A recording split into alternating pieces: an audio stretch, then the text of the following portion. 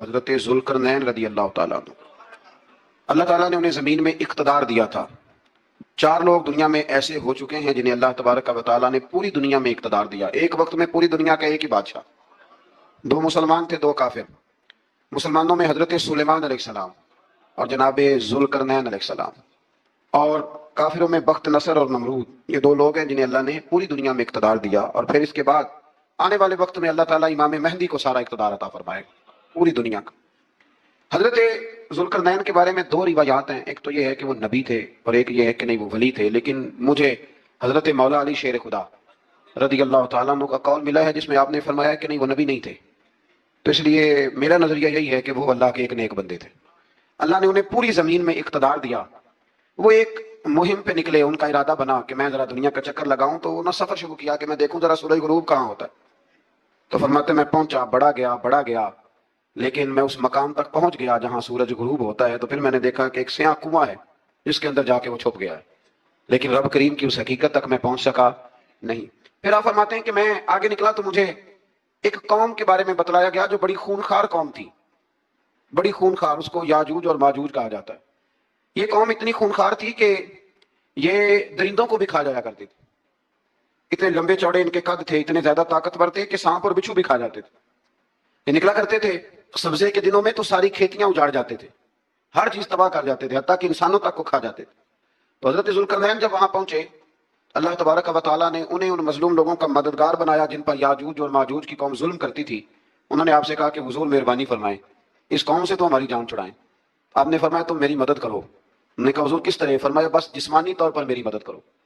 تو آپ نے پھر وہاں ایک دیوار بنائی، ایک دیوار، لوہا کاٹ کر، سیسا پگھلا کر، پتھر ڈال کر ایک بڑی موٹی تازی دیوار بنائی، اور اتنی اونچی بنائی، اور پھر اس کے چاروں جانب آگ جلائی تاکہ وہ لوہا اس طرح پگھل جائے کہ وہ دیواروں کے ساتھ چپک جائے، تاکہ کوئی آدمی پیر رکھنا چاہے تو پیر رکھ کے اس پہ چڑھ نہ سکے۔ آپ نے وہ دیوار بنائی۔ اب اس قوم کا حال یہ ہوا کہ وہ اس کے اندر قید ہیں، وہ صبح جب اٹھتے ہیں تو اس کو توڑنا شروع کرتے ہیں، توڑتے رہتے ہیں، تو جب شام ہوتی ہے تو ان میں سے ہر روز ایک شخص کہتا ہے اتنی رہنے دو باقی کل کریں گے، لیکن جب وہ سویرے اٹھتے ہیں تو اللہ تعالیٰ اس دیوار کو پھر سے مضبوط فرما دیتا ہے۔ نبی کریم علیہ الصلوۃ والسلام نے فرمایا قرب قیامت میں ایک وقت آئے گا، قیامت کے قریب جا کے ایک ٹائم ایسا آئے گا کہ اس مخلوق میں سے ہی ایک شخص پکارے گا اور پکار کے کہے گا کہ اب سو جاؤ انشاءاللہ۔ اللہ ان کی زبان پہ جاری کہے گا اب سو جاؤ اور سویرے انشاءاللہ یہیں سے شروع کریں گے۔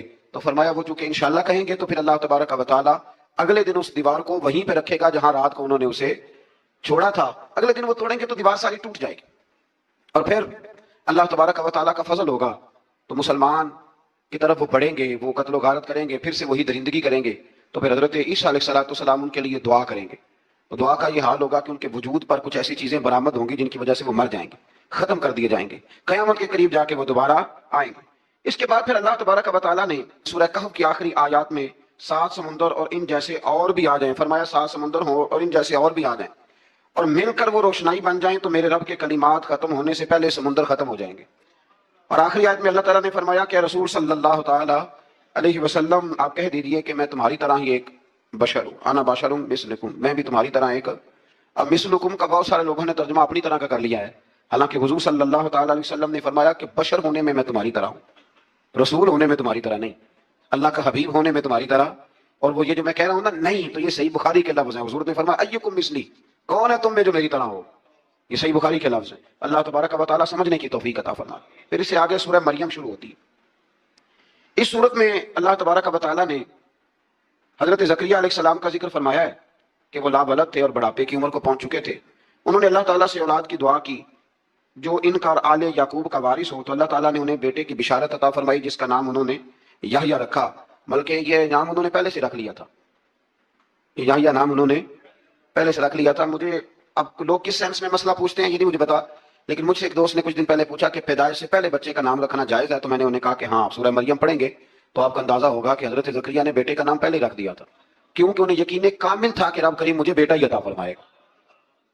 تو حضرت یحییٰ علیہ السلام کو اللہ تعالیٰ نے بچپن میں ہی نبوت عطا کی اور کتاب دی۔ ان کے اوصاف یہ بیان کیے کہ وہ پاکیزہ اور متقی تھے، ماں باپ کے ساتھ نیکی کرنے والے تھے اور سرکش نہیں تھے۔ ان پر سلام ہو جب وہ پیدا ہوئے، اور ان پر سلام ہو جب ان کی وفات ہوئی، اور قیامت کے دن جب انہیں اٹھایا جائے گا۔ اس سے معلوم ہوا کہ نبی کریم علیہ السلام پر یا کسی بھی نبی پر سلام بھیجنا اور اس دن پر سلام بھیجنا جس دن اللہ تعالیٰ نے انہیں پیدا فرمایا ہے. یہ قرآن مجید سے ثابت ہے. یعنی آپ یہ کہہ سکتے ہیں کہ جس سہانی گھڑی چمکا طیبہ کا چاند، اس دل افروز ساعت پہ، دل افروز ساعت پہ، تو یہ عین قرآن مجید ہے کہ جس دن وہ پیدا ہوئے اس دن ان پر سلام. اللہ تعالیٰ سمجھنے کی توفیق عطا فرمائے.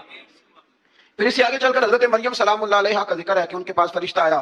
ہم تیسرے پارے میں بھی ان کا ذکر پڑھا ہے. پھر ایک اور جگہ پہ بھی اشارتاً کنایتاً ان کا تذکر آیا کہ ان کے پاس فرشتہ انسانی شکل میں آیا، اور فرشتے نے آ کے کہا کہ میں آپ کو بیٹے کی بشارت دینے آیا ہوں. کہنے لگی میرے پاس کیسے بیٹا آئے گا، مجھے تو کسی مرد نے چھوا ہی نہیں. تو فرمایا رب ایسے ہی کرتا ہے جب وہ کسی کام کا ارادہ فرما لیتا ہے.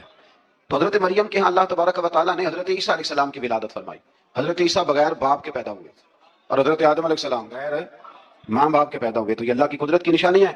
اب حضرت عیسیٰ علیہ السلام کی جب ولادت ہوئی تو یہ آپ کا معجزہ اور حضرت مریم کی کرامت سامنے آئی کہ آپ ایک خشک کھجور کے نیچے بیٹھی تو اللہ تعالیٰ نے اسے سرسبز و شاداب کر دیا، اور آپ اس کو ہلاتی تھی تو وہ کھجوریں گرتی تھی. بڑی پریشان تھی آپ کے قوم کے سامنے کیا منہ لے کے جاؤں گی، لوگ کیا کہیں گے. لوگوں کے لیے الزام لگانا، پروپیگنڈا کرنا بڑا ہی آسان کام ہے. دو ہی تو کام دنیا میں آسان ہے، ایک بدگمانی کرنا اور ایک غیبت کرنا.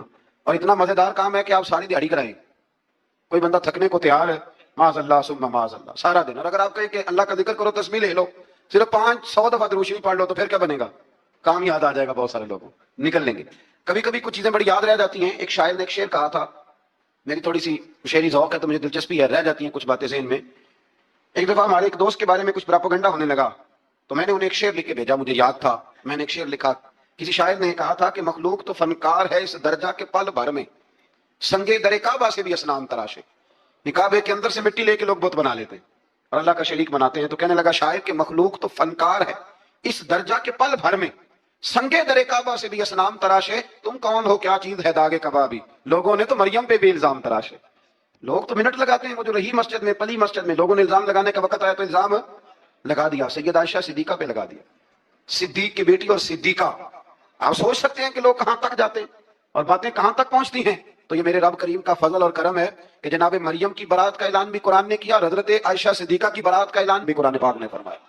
یہ بھی قرآن مجید نے فرمایا ہے. اور کل پرسوں بھی بات ہو رہی تھی حضرت یوسف علیہ السلام کی، تو الزام تو لگتے رہتے ہیں. تو میں نے اس دن بھی سوال کیا تھا، پھر دہراتا ہوں کہ غلطی کیا تھی حضرت یوسف کی. کبھی کنواں اندھیرا، کبھی بھائیوں کے تھپڑ، کبھی مصر کا بازار. اور ذرا سوچو تو صحیح، جب گولیاں لگتی ہیں انسان کی تو کیا حال ہوتا ہے. اور پھر ذرا یہ بھی تو دیکھو نا کہ جب زلیخا نے الزام لگایا تو پھر کیا حال ہے. اور پھر 12 سال کی جیل، اور رب فرماتا ہے شان میں نے یوسف کو عطا فرمائی. تو حضرت مریم سلام اللہ علیہا جب وہ بیٹا لے کے گئی ان کے پاس تو انہوں نے کہا یہ کہاں سے آ گیا. آپ فرمانے لگی میں نے تو چھپ کر ادھر رکھا ہوا ہے، اسی سے پوچھ لو یہ کہاں سے آیا ہے. یہی بتائے گا. پنگوڑے میں تھے حضرت عیسیٰ علیہ السلام، پنگوڑے میں. تو قرآن مجید کہتا ہے کہنے لگے قال انی عبد اللہ. حضرت عیسیٰ بولے اور بول کے کہنے لگے میں اللہ کا بندہ ہوں. اور آتانی الکتاب، خالی نہیں آیا، کتاب ساتھ لے کے آیا ہوں. وجعلنی نبیا، اور اس نے مجھے نبی بنا کے بھیجا ہے. تو حضرت عیسیٰ علیہ السلام پنگوڑے میں ہیں تو کلام فرما رہے ہیں، اپنے نبی ہونے کا اعلان فرما رہے ہیں. اب اس بندے کے قریب جا کے اس سے سوال کرنے کو دل نہیں کرتا جو نبی پاک کے بارے میں کہتا ہے 40 سال کے بعد نبی بنے. یہاں پنگوڑے میں حضرت عیسیٰ کلام کریں پنگوڑے میں، اور وہ پنگوڑے میں کہے میں نبی ہوں. اور تو اپنے رسول کے بارے میں یہ کہے کہ بکریاں چرا رہے تھے تو معاذ اللہ انہیں پتہ ہی نہیں تھا کہ میں نبی بن جاؤں گا. ایسی کوئی بات نہیں. اعلیٰ حضرت فرماتے ہیں اللہ اللہ وہ بچپنے کی پھبن، یعنی بچپن میں بھی رنگ ڈھنگ نرالے تھے میرے رسول کی. اللہ اللہ وہ بچپنے کی پھبن، اس خدا بھاتی صورت پہ لاکھوں سلام، اس خدا بھاتی صورت پہ. اور مرحوم اعظم چشتی نے بھی ایک جملہ بڑا خوبصورت کہا. اس نے کہا تیری حیات پاک کا ہر لمحہ پیغمبر لگے، تیری حیات پاک کا ہر لمحہ پیغمبر. علم سیکھنے کے لیے لوگ، فیض سیکھنے کے لیے کچھ لوگوں کی صحبت بھی اختیار کرتے ہیں، سنگت بھی اٹھاتے ہیں. اور لوگ جب جاتے ہیں پیری مریدی کے سلسلے میں تو بعض اوقات یہ سوچتے ہیں کہ کوئی راشد زیادہ ہو، بعض اوقات خیال ہوتا ہے گدی بہت بڑی ہو، بعض اوقات خیال ہوتا ہے پیر صاحب مشہور و معروف ہو، بعض کا خیال ہوتا ہے کہ نسل در نسل سجادہ نشین چلے آ رہے ہوں. مختلف قسم کے لوگ لوگوں کے پاس جا کے بیٹھتے ہیں. داتا صاحب ہماری رہنمائی کرتے ہیں 1000 سال پہلے اور ہمیں ایک نسخہ بتاتے ہیں. آپ فرماتے ہیں یاد رکھنا 3 قسم کے لوگوں کی صحبت سے اجتناب کرنا. اپنا ذہن بنا لینا کہ ہر جگہ وقت گزر سکتا ہے پر ان لوگوں کے ساتھ وقت نہیں گزر سکتا. حضور کون سے؟ فرمایا ایک تو غافل اور بے عمل علماء. ڈگری بہت بڑی ہے، نام بہت بڑا ہے لیکن عمل کمزور ہے. ان سے اجتناب. میرے اسلاف فرمایا کرتے تھے بندہ زیادہ پڑھا لکھا ہو اور پھر بے عمل ہو تو اسے مکمل بچو. بہت پڑھا لکھا ہے لیکن بے عمل ہے، بچو. کیوں؟ فرماتے تھے اس لیے کہ وہ اپنی بے عملی پر بھی دلیلیں پیش کرے گا کہ جب میں یہ کام نہیں کرتا یہ وجہ ہے، میرے پاس یہ گنجائش ہے، یہ رخصت ہے. داتا صاحب فرماتے ہیں بے عمل، غافل علماء ان کی صحبت سے بچو. اور فرماتے ہیں ایسا فقیر جو حجرے میں بند ہو جائے اور حق بات اپنی زبان سے ادا ہی نہ کرے. وہ کہ میں درویش ہوتا ہوں، میں تو نہیں بول سکتا، حکومت ناراض ہو جائے گی، فلانا ناراض ہو جائے گا، اقتدار والے ناراض ہو جائیں گے، میں نہیں کوئی ایسی بات کر سکتا. قوم پریشان ہوتی ہے تو ہوتی رہے، مہنگائی کا شکار ہے تو ہوتی رہے، غریبوں پر ظلم ہوتا ہے تو ہوتا رہے. جو فقیر اس طرح کا ہے جو فاقہ مست ہو گیا ہے، جھوٹ کو جھوٹ نہیں کہتا، ظالم کو ظالم نہیں کہتا، فرمایا ایسے فقیر کی صحبت سے بچو.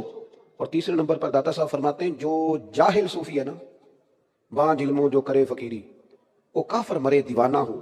جو جاہل صوفی ہے اس صوفی کی صحبت سے بھی بچو.